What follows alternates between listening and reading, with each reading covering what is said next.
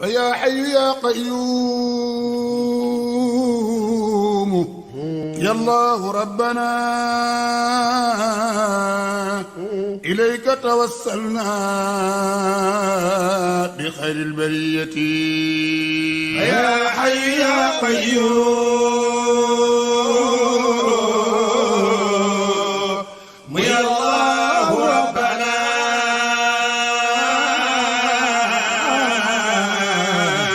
إليك توسلنا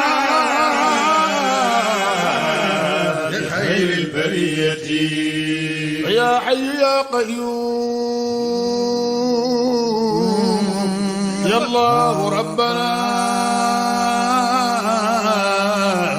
إليك توسلنا بخير البرية يا حي يا قيوم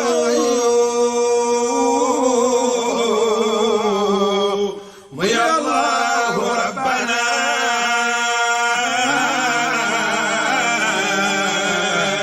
إليك توسلنا بخير البرية فلا بد من شكوى إلى الله كربتي. We again once more time welcome you to Tivaouane. This is your second city. The entire community is really happy to have you here today because this is a symbol of generosity and kindness as well, fraternity as well. Because time is really short,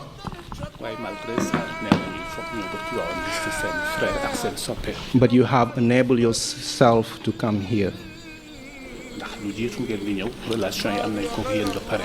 Before you come here, the relationship already started.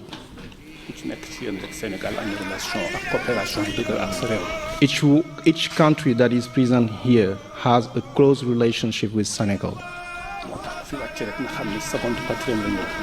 That's the reason why whoever steps in this country understand that this is the second city. And without any further ado,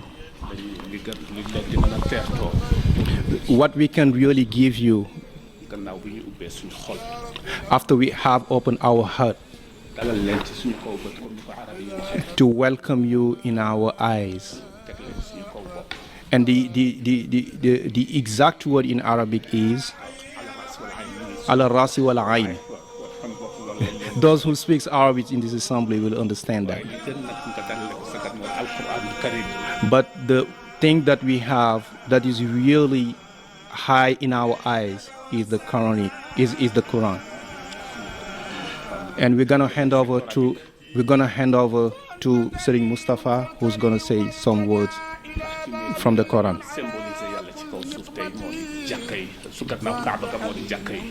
After the Kaaba, the home of Allah on earth are the mosque. Yeah. And as Quran said, وَأَنَّ الْمَسَاجِدَ لِلَّهِ فَلَا تَدْعُوا مَعَ اللَّهِ أَحَدًا. The house, my house, is for me, and I want to hear my words when you enter my house. أعوذ بالله من الشيطان الرجيم.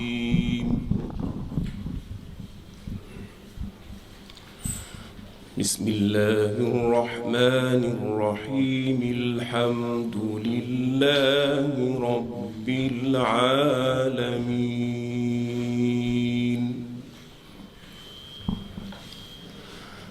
الرحمن الرحيم.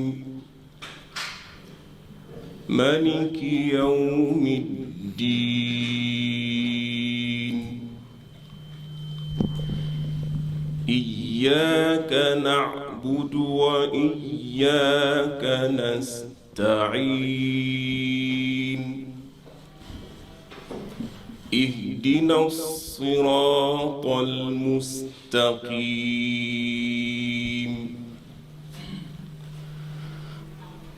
صراط الذين أنعمت عليهم غير المغضوب عليهم ولا الضالين.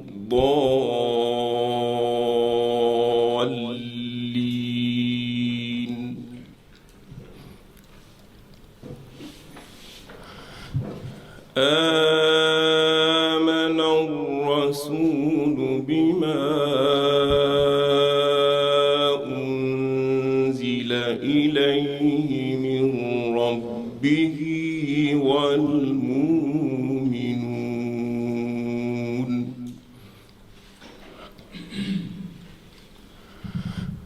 كلنا آمن بالله وملائكته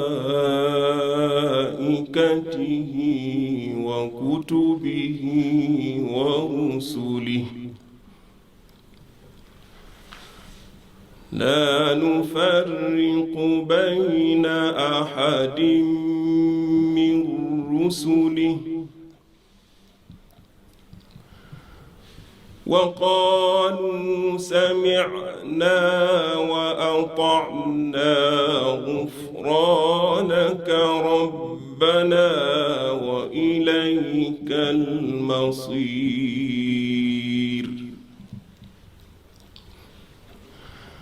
لا يكلف الله نفسا إلا وسعها لها ما كسبت وعليها ما اكتسبت ربنا لا تؤاخذنا إن نسينا أو أخطأنا ربنا ولا تحمل علينا إصرا كما حملته على الذين من قبلنا ربنا ولا تحملنا ما لا طاقة لنا به ربنا ولا تحملنا ما لا طاقة لنا به واعف عنا واغفر لنا وارحمنا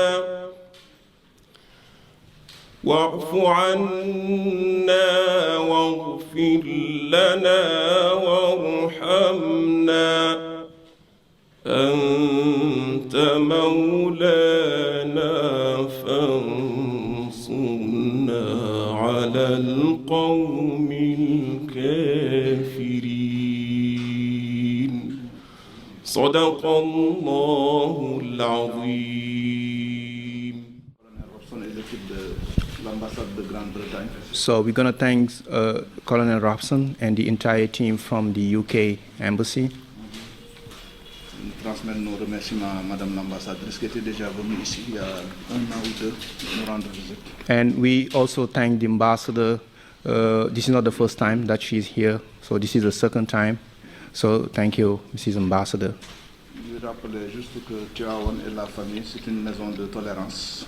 Just to remind that Tivaouane and his city is a house, is the home of tolerance. Ils sont ouverts et disposés à nouer tous les partenariats féconds. And we are really open to build any type of relationship. Qui n'altéreront pas leur engagement et leur foi, c'est la seule limite. Yeah, that will not alter their faith and what they believe in. Voilà. Yeah. L'islam mooy diine tolérance, donc il faut nga gëm téere yëpp sax. And the verse that was recited by Serigne Mustafa is really laying the ground and is lined with exactly what we are gathering today. Injil, yeah, all the books that are coming from Allah, whether it's Injil, Quran, Tawrat, and so forth. We just did now. That's the verse that he has recited. لا نفرق بين أحد من رسول. We're not surprised about the warm welcome, because since we've been in Senegal, we've been made to feel very welcome. We arrived on Saturday, and since then we've been really well looked after by the Senegalese people. You said to me just earlier on that I'm from both the United Kingdom and Senegal. Yes. It feels like I'm from Senegal now, Yes. given how warm the welcome has been, so thank you. The delegation here is a delegation from the Royal College of Defence Studies in the United Kingdom, based in London. But although we talk about defence studies, we try not to talk about the military. The idea being that we want to bring together people from all backgrounds, lots of different countries, genders, religions, to come together and to look at the challenges that are facing the world at the moment, ranging from climate change to the rise of artificial intelligence. And you'll see that the delegation are not, and I'm going to be slightly rude, not the youngest of people, they're experienced. They've got lots of background experience, lots of knowledge, and the sharing of knowledge at the Royal College of Defence Studies is what's so important. There's 110 people on the course from nearly 50 different countries. Every continent is represented. And in fact, over the last couple of years, we've had a number of Senegalese officers on the course. And it's that exchange of ideas, that exchange of opinions, that sharing of experience that hopefully, inshallah, as we move forward, will allow us to deal with some of the problems that the world is facing. And I think that chimes very much from what I've read with what the brotherhoods here in Senegal tried to do, and certainly in our preparation, we've done a lot of reading about this. So it's really important for us, having read it on a piece of paper, to now come and meet you and meet some of the people that we can now ask you face to face about that really important role that you play in the social and religious cohesion of Senegal. ci association bi ñu ngi toll ci lu tolloo 50 pays ñooy ñi nga xamante ne ñoom ñoo bokk ci association bi li leen yitteel nag lenn rek la mooy xool défi yi nga xamante ne àdduna bi mi ngi koy jànkonteel moo xam ci wàllu changement climatique la moo xam ci wàllu ni nit ñi di jëflantee la nee na ci loolu ñoom la ñuy yëngatu ut ci ay solution nee na boo xoolee groupe bi nag da ngay naan ay xale ñoo ci nekk ak leneen mais moom du wax waxu xale li muy wax mooy waxu expérience nee na expérience bi nga xamante ne ñoom am nañ ko nee na nag li leen yitteel du génne ay idée kese waaye c'est changement d'opinion dañuy waxtaan ci opinion yi waxtaan ci lépp nee na loolu moo tax nag ñoom bi nga xamante ne ñu ngi ñëw Sénégal xam bëgg nañu intéressé wu xam ci ñun rôle bi nga xamante ne moom la ñuy jouer ci lu jëm ci wàllu cohésion sociale mooy nan lañ ban rôle la nga xamante ne moom la ci suñu communauté bi di jouer. Thank you very much for having us, and I'm really impressed to see the building, and I was wondering how such a building is financed. Is it through private donations, or is it with state funding, or is it diaspora money? I would love to know how it was financed. So I was wondering if you can help me understand how the Brotherhood operates within wider Senegalese society in terms of perhaps charitable works or provision of social goods for society. Cheikh Sidi Hadji Malick radiyallahu ta'ala anhu nous enseigne que la Tidjaniya est une réponse aux problèmes et aux besoins de contextualisation de l'islam originel dans toutes les sociétés humaines et à toutes les époques. Dans toutes les sociétés humaines et à toutes les époques, l'islam apporte une réponse. Il y a beaucoup de voies dans l'islam pour répondre. Mais la Tidjaniya, forgée par Cheikh Tijani, consolidé en Afrique et dans toute l'Afrique par la Tijaniya omarienne, malikienne, c'est ça la réponse aux besoins de contextualisation et de réponse dans toutes les sociétés humaines. C'est ça qui nous permet de pouvoir assumer notre mission de Tijan face à l'ensemble des interpellations, même si elles ne nous sont pas adressées directement. Et pour cela, nous puisons à deux types de recommandations de Cheikh Seydi Hadji Malick. La première recommandation qui a forgé son autorité, c'est le culte du savoir. Être Tijan, c'est courir derrière le savoir éternellement. Mais d'un savoir qui poursuit deux objectifs. Le premier, c'est connaître Dieu pour être conforme à sa pratique religieuse. Et la deuxième, c'est être un citoyen modèle dans sa société. Pour cultiver la tolérance, la solidarité et la paix et la concorde. La deuxième recommandation, c'est le culte du travail. Être Tijan, c'est compter sur soi pour prendre en charge sa famille et contribuer au développement de la société. C'est pourquoi Cheikh Seydi Hadji Malick a toujours recommandé le travail comme source de liberté et d'assumation de la fonction sociale. Cheikh Seydi Hadji Malick avait une mission protéenne. Il n'est pas originaire d'ici, il faut le préciser. Il n'est pas né ici à Tivaouane. Il est né chez moi. Il est un croisement du nord du Sénégal et du centre du Sénégal, du Djolof et du Fouta, du Wallon et du Djolof. Il est resté 22 ans à Tivaouane. Il s'est installé en 1900 et il est parti en 1922. Et il a laissé sa marque indélébile à Tivaouane, qui est devenu le foyer qui a poussé la Tijaniya jusqu'à Sokoto, au Nigeria.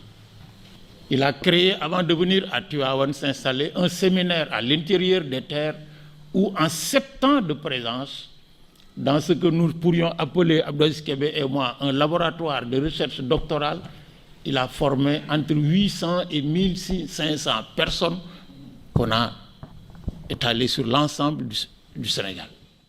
Dans 2 semaines, sous le ndigal du Khalife général, une délégation partira d'ici pour aller tenir une deuxième conférence internationale à Paris sur le rôle de l'islam dans un monde de paix, de concorde et de coexistence pacifique. Ça va être la deuxième conférence. Il serait heureux que plus tard, dans le cadre de ce programme de dissémination d'un islam de paix, qu'on puisse un jour, sur la base de relations avec vous, tenir ce même type de conférence en Angleterre, en Grande-Bretagne, et vous inviter à venir participer ici, chez nous, à des débats autour de ces questions. Et enfin, la deuxième forme de recommandation que tous ces adeptes reconnaissent, c'est que quand la Tijaniya se développe dans l'espace, toute autorité tidjane commence d'abord par construire une école de formation, un institut de formation, avant de construire une mosquée. La priorité, c'est de construire le savoir, la zawiya, la médersa, et enseigner. La deuxième, c'est se donner les moyens d'exploitation de son travail pour se développer et développer sa société, le travail. Et c'est seulement quand ces deux conditions sont réunies qu'on s'occupe de la mosquée. Parce que la mosquée n'est pas un lieu de regroupement d'ignorants. Quand on se retrouve dans une mosquée, c'est pour échanger du savoir. Le message de Dieu est un message de connaissance. Mais l'autre élément aussi, nous avons les cérémonies religieuses. Excellence, notre père guide, Cheikh Ahmed Tidiane, s'il l'a dit tantôt, nous avons 2 événements majeurs, la Ziyar et le Gamou annuel, où l'on commémore la naissance du prophète. Mais ces 2 événements sont des moments de communion entre toutes les forces vives de la nation. tous les partis politiques, toute obédience confondue, les syndicats, les partis, les confréries, mais aussi le corps diplomatique accrédité au Sénégal. Et c'est de forts moments de communion, de brassage. Les religieux, au-delà de cette fonction, ont un rôle de régulateur. Beaucoup de crises ont été résolues à Tivaouane par nos grands, je vous citer Mme Abdou Aziz Sy Dabakh, conflits multiformes dans le domaine éducatif, scolaire, énergétique, même des conflits entre deux pays, le conflit Sénégal-Mauritanie. Donc voilà un peu le rôle de ces régulateurs sociaux. Le rôle du Sénégal, surtout pour la stabilité, c'est les confréries qui ont joué une grande partie. Le deuxième point, quelqu'un l'a posé, sur le modèle de financement. Vous avez reçu un document. Et dans ce document, on va résumer. Ici, le modèle de gouvernance, c'est un modèle de gouvernance éthique sur les principes universels de bonne gouvernance. Moi, je suis membre du comité de pilotage, mais I was vice chairman of TI, Transparency International, the local branch in Sénégal et Forum Civil. Donc, la Transparency International travaille sur les questions de corruption et de bonne gouvernance. Mais ici, le modèle qui a été adopté pour les travaux, c'est les principes majeurs de bonne gouvernance. La participation d'abord. Sur un budget estimatif de 23 milliards, environ 40 millions de dollars, la mobilisation de la communauté a été la communauté a contribué en grande partie à la mobilisation des ressources endogènes. Aucun financement de l'État. L'autre aussi, c'est sous une forme d'ingénierie financière avec une banque islamique, selon les principes de la finance islamique, la banque islamique. Et c'est un compte unique. Les principes, c'est la participation de tous les fidèles, parce que c'est une maison de Dieu, c'est une maison de verre. L'autre élément, c'est les principes de transparence. Transparence sur toute la ligne, toute la chaîne de valeur du projet. Le troisième principe, c'est l'efficacité et l'efficience. Tout ce bijou a été réalisé en 3 ans, 4 mois. Dernier point, c'est la redevabilité. Et autre élément aussi, c'est l'engagement bénévole. Le président du comité de pilotage, qui fut ancien ministre, s'engage bénévolement avec tous les membres au service de la Hadra. Donc voilà un peu quelques éléments de contexte par rapport au financement de cette grande mosquée. alal ji ñu am pour tabax ci école yi ak tabax ci daara yi tabax ci hôpitaux yi dafa gën a yées li nga xam ne moom mooy soxla yi loolu dafa ak dëkkuwaay yi ak li muy laaj yépp ci infrastructure dafay loolu bu fekkee koppar yi moo gën a tuuti li nga xam ne moom mooy bëgg-bëgg yi dafay indi jafe-jafe pour état bi mais dafay indi aussi ñàkk sécurité ci population yi parce que population yi bu ñu amul li ñu soxla rek dañuy daal di tàmbalee ñaxtu bu ñu tàmbalee ñaxtu yi tamit bu ñu demee ba ci kanam dañuy loolu ci àdduna bi yëpp la dañuy defe ne seeni jafe-jafe li ko indi bokk na ci ay yeneeni doom yi maanaam li ñu tuddee doxandéem yoo xam ne du ñu ñëw dëkk ci dëkk bi di jëfandikoo li nga xam ne moom la dëkk bi tabax pour ay doomam loolu mën na indi genre boddi ñi nga xamante ni ñoom ñooy dëkkandoo yi te loolu dañ koy faral di gis ñu daal di commencer joxoñ ni ethnie sàngam ñoo fi bari wala population sàngam ñoo fi bari loolu moom moo taxoon que état wu Sénégal defoon benn politique bu mu benn kayit bu mu bindoon muy la déclaration de politique de population boobu nag bi mu ko defee dafa jël bëgg-bëggu askan wi yépp mu méngale ko ak ni askan wi di yokkoo mu laaj kilifa diine yi li nga xamante ni moom mooy pexe yi nga xam ne moom la gouvernement bi amoon moom moo doon ñu def li ñuy tuddee organisation de la famille organisation des naissances muy planning familial loolu nag dugg nañ ci këru diine yëpp wax nañ ci këru diine yëpp këru diine yi aussi joxe nañ ci seen xalaat amoon na benn réseau bu tuddoon réseau islam et population ki ko jiite woon moo doon oustaz Barham Diop man boobu temps ma nekkoon secrétaire général bi ñu doon dox ak di wax ci loolu donc gouvernement bi état du Sénégal gis na ni loolu problème la jéem na ci solution mais est-ce que am na ci solution loolu leneen la mais dans tous les cas li nga xamante ni moom mooy inquiétude yi question bi génne inquiétude la yu ñu war a duut baaraam parce que réew ak kër ñoo yem rek kër gi bu fekkee ñi dëkk ci kër gi ñoom ñoo ëpp poosu boroom kër gi dafay daal di nekk problème. And I will insist on the second one, the Eid al-Adha. And as a Muslim, you are required by Islam to really have your sheep, okay, on that day, as a sacrifice, as a way to really express your belief to Allah subhanahu wa ta'ala. Okay, and what Sayyid Hajj Malik was doing, he was having 2 sheep. First is to be in line with what Allah has recommended on him. But the other thing is that ship is for non-Muslims, maybe his friends, but also the government who is being represented here by his representative. So, and that ship on that day, he was really having meal on that day, give it to people, just to show how generous he was and in line with how we can interact with other people that are not in the same. I am Rear Admiral Dainton. I'm leading a delegation from the Royal College of Defence Studies based in London. And this week we've come to visit Senegal in order to find out a little bit more about the wonderful, colourful history of this wonderful country. Today we've visited the Brotherhood here at the Grand Mosque in order to find out a little more around the importance of the Brotherhood in the social cohesion of Senegal. So far we've had a wonderful 2 days, another few days to come, and we're very much looking forward to continuing to explore this wonderful, exciting country. Thank you. dafa ne moom mi ngi bokk ci communauté boo xamante ne defense communauté la ñu ngi basé wu à Londres di liggéey ci yi nga xamante ne dafa yitteel communauté yi mais surtout nag ci loo xamante ne dafa jëm ci cohésion sociale te mooy xool communauté yi nan la ñuy mën a dundee ci seen biir nee na ñëw nañu fi visiter Sénégal ànd ak groupe boo xamante ne groupe bu mag la nga xamante ne lu tolloog ci 50 pays ñoo ko composé boo xoolee délégation bi nationalité yu bëri ñoom ñoo ci nekk ñuy intéressé wu nag ci cohésion sociale mais di xool itam communauté yi nan la ñuy dundee bi ñëwee Sénégal ak léegi ñu ngi visiter communauté yi tey nag ñu ñëwoon fii ci dëkku Seydi Hadji Malick radiyallahu taala anhu di Tiwaawan ñu jot a am ak ñoom réunion boo xamante ne bu am solo la ñu laaj ñu ay questions yu bëri jëmale ci Tiwaawan nan lay participer ci cohésion sociale bi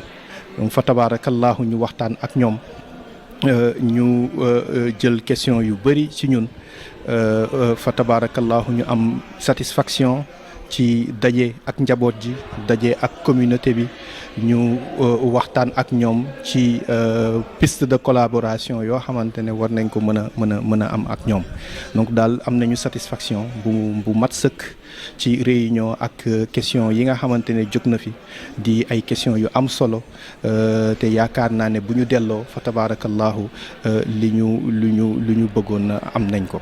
How do you see the building, the mosque, how it is built? What's your impression on that? Well, so it's very beautiful. I spent a lot of time in my 38-year career in the Royal Navy travelling around the world and visited a number of mosques. And this certainly is one of the most impressive that I've been to see. I think it's very beautiful, very peaceful. I'm very much challenged with everything that I know about Islam in terms of that tolerance is evident right the way through. nee na lu tolloog 33 ans mi ngi explorer àdduna bi di dem fu ne nee na façon mosquée bu nekk visité na ko waaye bii bokk na ci yéeg yi nga xamante ne ñoo gën a taaru ñoo ko gën a marqué ci mosquée yi nga xamante ne visité na ko fa tabarakallahu ci àdduna bi waaye nee na li ko gën a marqué itam mooy contribution bi nga xamante ne communauté bi mi ngi koy def lu jëm ci wàllu jàmmoo ci diggante ay jullit waaye jàmmoo itam ci diggante ñoo xamante ne nekk ñu jullit te bi mu ñëwee fii itam defal nañ ko exposé bu mel noonu ànd ko borom xam-xam yi nga xamante ne moom la xadara bi am ñu won ko Tivaouane rôle bi nga xamante ne moom lay jouer non seulement ci Sénégal mais au-delà de nos frontières jëm ci àdduna bi. إلهي لا رب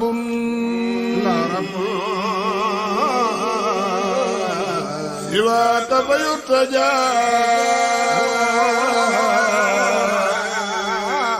إنك فاش الحمد عند الخليقة إلهي لا رب سواك فيرتجى